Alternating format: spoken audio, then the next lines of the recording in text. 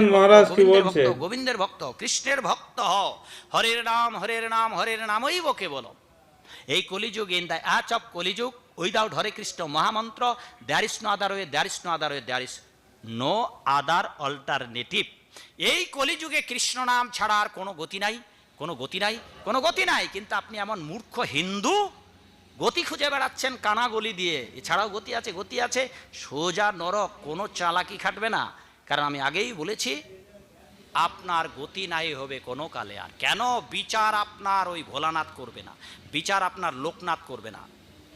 আপনি যার ভক্ত সে আপনার বিচার করবে না। আপনি ঠাকুরেরই ভক্ত হন, যারই ভক্ত হন, তারা কেউ বিচার করবে না। ধর্মরাজ যম বিচার করবে। আর সেই যমের আদেশ যারা গোবিন্দ ভজন পূজন করবে না। এবার চারটি আপনাদের বিধি নিষেধের পালন